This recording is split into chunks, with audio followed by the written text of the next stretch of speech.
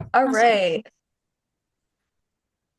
Okay, with the creative team of Mariposa, we got the director, the producer, and all the creative stars, including the composer and the writers. Thank you guys. It's been crazy last 40 minutes, so I appreciate you guys' patience. Like such interesting things happen, so you guys are an amazing team. So tell me, what school is this from? Was this project made from? It was made from DigiPen Institute of Technology over in Redmond. It's kind of like a technical school. And you guys are all graduated from the school? Mhm. Yes, yes. And this was your kind of capstone project or kind of thesis project? Yeah, in a Mhm. way, it was our senior film. So Brooke, you were the driving force, I guess, of the film. You were the director. Did you write the screenplay as well? Yes, I worked with Emma on writing the story, and to make it very like impactful for everyone. And so yes, I worked with Emma on it. So Yes. if I'm reading the film right, which is fantastic, well, we can get into the creation of it. It's a story about dementia, right? Yes, Yes. it is. And it's kind of a shock to the audience. Like we don't see it coming. Yeah, I Yeah. really wanted to make it like shown at the end so everyone can see like, oh, what's going on, like confused for a second. I wanted that to be like on purpose and then to see that so it's like more impactful because that's how like um people who have dementia and even Alzheimer's have to go through that, like being confused all the time and then having moments of clarity like Mariposa does that have at the end. And hence why the name Mariposa. Uh, well, Mariposa means butterfly, and so we and the butterfly symbolizes change. And so we wanted to include that and just like it's like a symbolism with that. So what inspired this story about dementia? My great grandmother, she had dementia, and I grew up until like the age of 13. She was present in my life a lot. And so I saw her go through the different stages of dementia and saw how that affected her. And even like not just her, also me and my family. It Sure, of was course. really tough, you know. Yeah. And so I always wanted to make a film that connected people together because I feel like having a family member with dementia is very like only your family really talks about it. It's not like people don't really have quite like groups to go to or like other people sometimes. And so I wanted to make a film where everyone can like feel that and have that connection.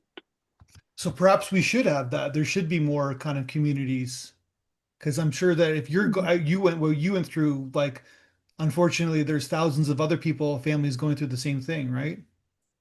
Oh yes, and I think that would be really nice, you know, have connections with one another and be able to like support each other through such a hard time. Because it takes a toll on its family, like it really does. Hmm. When you love somebody and then all of a sudden that's not them anymore, they're somebody else. Oh yeah, yeah, totally different person, and always like having to uh like remember like, oh, how should we say like these things to her, and what will she like remember today, you know? So you worked on the screenplay with Emma? Yes, yes I How did did. that collaboration happen? I always loved Emma for her sense of story and Thank storytelling. you. Of course. And so, and actually, when we were doing our pitches, Emma had a very similar story to mine, and I felt like this was like perfect. We can really just combine our stories and make it into one because her story is very beautiful. And so we were able to work together to be able to make this beautiful film. Emma, how was the writing experience with Brooke? It was really good, I would say. When we first started, we did a lot of like in-person meetings and we would talk through the story and how it would end and how it's a very deep story and you don't want to leave it off on like a very dark note because, that's just heartbreaking. So like a lot of it was like a lot of trial and error and seeing like how like others would react to it if we did this or did that. And it was very nice. Like we both came in with a lot of ideas and like just merged a bunch of things like to see what would happen. Gotcha. So then Cambria, you're the producer. So how does this whole project come together? Do you have to pitch it to the school? Like, what's the process? Yeah, so their process is we as individuals created a whole bunch of like basically a shot deck and pitched it to the rest of the class. And then people would vote on the films and decide which one they wanted to do. And then Mariposa ended up being one of the films that made it to the end. And it got a team surrounding it. And then for the next 3 semesters, we would work on the film and animate it. Um, to make it come to life. I'd say the hardest part about it was probably we did a hybrid film, which is a combo between 2D animation and 3D environments. So we had to create a pipeline from the ground up because the school really didn't do that prior. They haven't had that kind of film. They've had similar things, but not the same. So we had to take an already existing pipeline for 2D animation that they had at the school, and then one for 3D, and kind of merge them and figure out how to like navigate that while still getting graded on it. So, yeah, that's kind of how it worked. So why 2D animation for everybody can answer this? Why 2D animation for this project or for any project that you're working on in the world that we live in today? I, I honestly, I think a lot of it had to go back to like the classic Disney style, right? Like it's very well known and it's very nostalgic. And what we were trying to go for was a very nostalgic, like memory inducing, Yeah, feeling for this film. yeah, So a lot of it is pulled from old 2D animation for reference wise. yeah. It kind of had like like a Sleeping Beauty, kind of alone in her cabin vibe to it. Absolutely.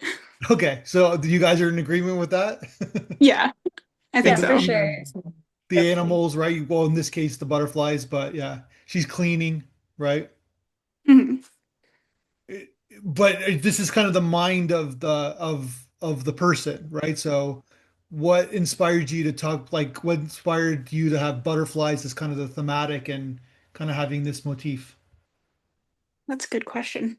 Brooke, do you want to answer that one? Oh yeah. Well, I want to choose the butterflies because I felt like that's something like you cannot not see, you know? And so having the swarm is also like a symbolism for not only like dementia itself, but also um having Mariposa like go back into her like herself and like remember and it's like forcing herself to like remember in a way. And so, and the butterfly is always about change. It changes from a caterpillar to a cocoon to a butterfly. And so that's how we kind of wanted our story to go along with as well. Start at that caterpillar stage, go into that cocoon, and then end up turning to a butterfly at the end. Gotcha. Yeah, that's interesting. Yeah. It is kind of crazy that that happens, right? Like that that you know what I mean, that they turn into butterflies, like the caterpillar turns into butterflies. It's just like I know it's human nature, but it's still kind of interesting, right? Like that's a thing. Definitely. It's kind of like the Mm-hmm. life cycle a little bit. Yeah. So, like, I think even throughout, like, how the character looks, we try to represent that idea a lot. And, like, old photos of, like, having, like, motifs of caterpillars when she's younger or, like, when she's older and she looks more cocooned up and stuff. But, yeah. Okay, so you guys got the project under a go. So Kiera was one of the artists. I'm assuming everybody was the artist. So how does the project, like what's the next steps? You got the scripts, you got now you have to like I guess you have to draw the film, so to speak, right? Mm-hmm. Yeah. Yes. Um, So we Kiera, had to go along. when did you come aboard the project? I came aboard like the second semester, Okay, and and I what did you was do? I primarily helped out with compositing and VFX. Is that something you want to do? Is like that's sort of your kind of passion? My passion's more so um for like character design, but I still had some pretty good experiences working with compositing and VFX and a little bit of background. Okay. And I it was definitely like at least get my foot in the door, and I got to meet all these lovely people. So did you guys like storyboard things before you started like the film? Is that the Oh, process? absolutely. Yeah, absolutely. There was a lot going into that. Me and Brooke did a lot of the storyboard planning at the school. So we would do that. And a lot of it, like, so we would hammer down what we were going to do, the timing, the like how it was going to go down. And then we'd have to go into layout planning, which was like a whole nother thing where like we put the animatic and the storyboards over like the 3D background to see how it would fit or how it would change. So definitely had to have the storyboard down to like perfect timing at that point. Mhm. Gotcha. So then, okay, so then what's like, how long did it take you? Like, did you guys have a timeline to get the film completed? Uh, Yeah. Oh, it's okay. You um, can talk, Griff. Yeah. we had about 3 semesters in a school year. Oh, I guess a year and a half. I could say. We had 1 semester to do pre-production work. We had another semester to start our post-production, and then we had a semester to finish it all up. So when we combine all that, it's about a year and a half because we had to work over the summer one time. So, um, yeah. It was about a year and a half. Year and a half. Okay, so then when do you come into the film? Do you see like the rough cut of the film? You're the composer of the, Yeah. nice job, by the way. No, thank you. Yeah, that started pretty early on. I got brought onto the project because of I had done three prior films, short films with DigiPen. I was also kind of going into senior at the time, like around the same as all the students on the project. Um, So I was brought on fairly early. So I saw all the very beginning sketches of a lot of everything. The material I was given at the very beginning was just, rough shots kind of going along the pacing of the film. Mhm. And I was able to kind of work from a slow point at the beginning, coming up with small ideas, little motifs, things to help out.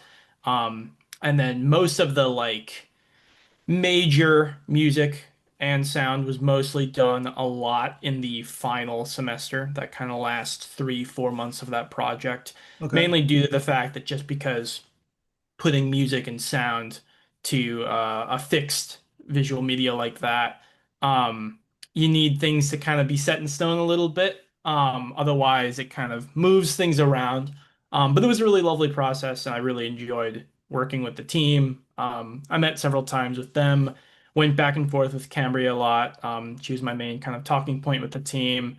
But it was a really great experience, and they did a really good job. Did you go to the school as well? Yes, yeah. Which yeah, I the music department at the Okay. school, they're not directly tied to the film side of the program. Mhm. Usually the music students are off doing game projects and other things like that. I was one of the two students at the time in the school to jump at the extra opportunity to be able to be hired on as these composer sound designers for these student short films. And it was a really great experience. I mean, through the whole thing, I was able to kind of explore a different medium with them. Yeah. And it was a really nice process. Sounds like a great opportunity. You got all these credits now, and Oh yeah. you got a musical like a composing reel. Yeah, yeah. It helped take just like experience with game design and this non-fixed media, this kind of evolving type of composing, Yeah. and also bringing in this more linear form, which is just amazing experience, and it was a really nice process. So what's next for you? Currently, I'm a sound designer at a indie company called Rogue Rooster, doing sound work for video games. I'm also working as a contract composer for more short films at the moment. So I'm still dipping in both sides of that Yeah. pond of getting to do the fun sound stuff for games, but also writing music for film. And that's just going really well right now. I'm in a nice place. Yeah, it sounds like it. Are Still, you yeah. so you're based in Washington? Yeah, I didn't grow up around here, but I grew up in Wisconsin, but I moved out here for DigiPen to go to college, and I've lived here ever since. Well, one would assume there's a lot of video games It's the development. space, yeah, yeah. This is the space to be, right? So no point leaving right now. There's not much video game development in Wisconsin, one would assume. Oh, not at all. No, it would be tricky to keep that up back home. Yeah. Well, I think you did an excellent job. No, thank you. When did you so you did Cambria? When did you were dealing with like when did you guys talk about? Do you guys have tone meetings about the music? Like, what was the process? We usually have weekly meetings as a team, and then with Chase, it was a lot more of we had to get our work done to give him stuff. So sometimes there was some dead period, where we kind of like we're just like, okay, it's fine. We'll just leave you to your own devices for a little bit. Hmm. But um, then when we'd give him, it usually was we'd give him a cut of the storyboard, and then the animatic, and then whatever changes we ended up making because it would mess with the time. So we had to get our storyboard completely set in stone and then match our animation frames to the storyboard. That way, Chase wasn't having to redo his track constantly. Yeah. So if we had major changes, we'd have to let him know. And so Hmm. that would be what our meetings would usually be about. Be like, hey, so we changed this. Hmm. And yeah, because like with animation, it's you gotta get down to the second basically. So Yeah. yeah. So how were you guys feeling about like when it was all coming together? Were you thinking, were you getting excited that it was kind of all kind of turning into a solid short film? Yeah, actually, can I tell a story? Yeah, Um, sure. our main composer, not composer, oh my gosh, compositor and VFX artist Michelle showed us this image of like our entire film after the composite. At that time, we had just been looking at like our rough animation to like line art, kind of. Everything was kind of all over the place in different stages throughout the film. So we haven't gotten to see how it looked like in a finished product, but she showed us like it was literally just like a picture of like Mariposa holding a butterfly, and we all started freaking out because we're like, that looks so good. It was wild to see it finished because we were looking at it in a very like unfinished state forever, and Yeah, we're like, man, we don't know if this is gonna look good. yeah. So yeah, So it's one of those it's like the animation is like it's like it gets in your head a little bit because it is like a grind, right? And sometimes you kind of have I've talked to like a lot of animators and they always go through that stage of doubt, right? Like they wonder like what like because it's sometimes you just get too close to something and you're like, am I what am I doing? Is it just like did you guys have those moments of doubt? Oh, absolutely. I feel like so for a majority of the time, like it was such a work in progress and like all we saw was like in the unfinished state. Yeah, So it was just like, well, I don't know if this actually, am I too close to it? Is this actually good? Is this reading well anymore? But like when we find like when you get to like the near the end, everything just starts going go, go, go. And it happens so quickly that it's almost like finished before you know it. And it just looks so amazing. And you're just like, wow, like I didn't realize that this is gonna turn out so amazing. Like it's more than I ever thought it would be. that's So amazing. yeah. And so now you're like you're I think your school, right? Your school is sending it to festivals. Yes, yes. Cambria That's knows more about that. yeah. yeah, our school is usually sending a majority of the to the festivals, and then I've had to do a couple of them. But yeah, they usually cover that. That's good. That's rare for a school. I Yeah. believe that all schools should do that. They should have that part of the budget, but Most of them don't. It's usually up to the student. It is really nice of them. And how's it doing? How's it doing so far? It's doing good. It's getting selected into a lot of places, and then it won one big one. Oh, actually, I guess it's won a couple of categories at different film festivals now. Um, but and then it's also gotten like finalists in other places. So I think it's doing good. It's still a little baby film, so it has like Yeah. a wide range of time left. But I would like we really appreciated your guys' film festival or the sorry the Chicago Yeah. because it was we needed that win. It was right after a big loss, so we needed that Okay. win. Yeah. Yeah. Yeah. You get emotionally involved. I wouldn't take anything too personally. It's like a cliche, but don't take the highs too high and don't take the lows too low, right? Yeah. Yeah. Yeah. It's just another stage of the grind. So you guys made a great film. It's solid. It's like nice 2D animation. There's like it's about something profound. It's got a nice twist to it. It's fantastic. Yeah, like hopefully you guys are all proud of the experience. Thank you. Yeah. Thank you. We definitely are. So let me ask each one of you individually, what's next for you? You can start, Brooke. Well, what's next for me? Funny enough, I'm actually going to toy design now. So, kind of starting away from the film and everything.